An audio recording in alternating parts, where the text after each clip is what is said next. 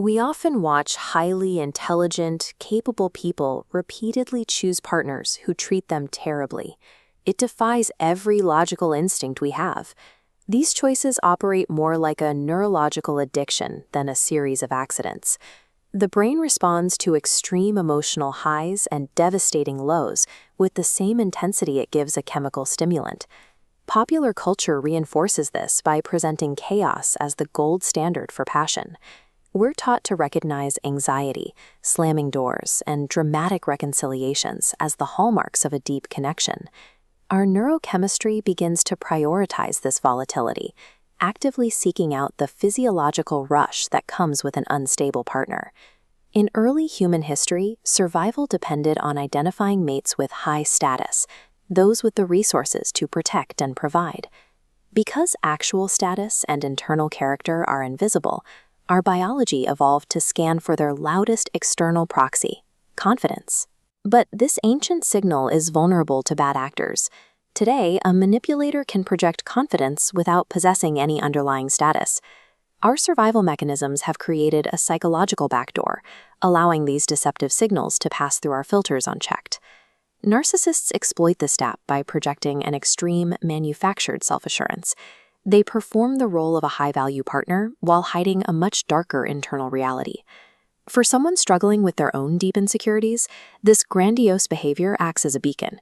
They see the narcissist's loud ego and misread it as the security they lack in themselves. This creates a structural mismatch. The narcissist projects confidence to mask profound self-hatred, while the partner pursues that projection to quiet their own self-doubt. Toxic attraction relies on this interlocking of insecurities, a destructive bond where each person is attempting to use the other to fix a broken self-image. Many manipulators maintain this dynamic through a calculated behavioral tactic known as the neg. This mirrors aggressive sales. Marketers create a problem to sell products. Manipulators create a flaw to sell approval. They point out a subtle flaw, triggering insecurity. We instinctively seek validation to repair the damage. It becomes a chase, pursuing approval kept just out of reach.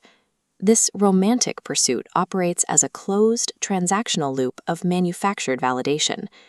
These tactics rely on a low sense of self-worth. People who value their own boundaries see these negs as simple disrespect and naturally disengage before the hook can sink in.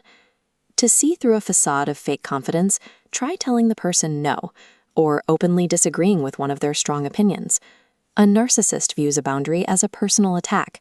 They respond with hostility, belittling, or an aggressive attempt to reclaim control of the conversation.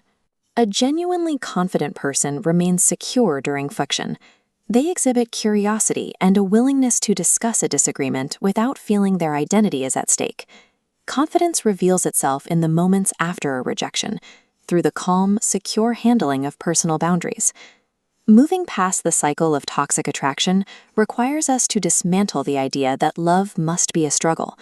We have been conditioned to see a lack of drama as a lack of depth. A healthy relationship is characterized by a peaceful, shared presence. It offers the kind of quiet stability that often appears entirely uneventful from the outside.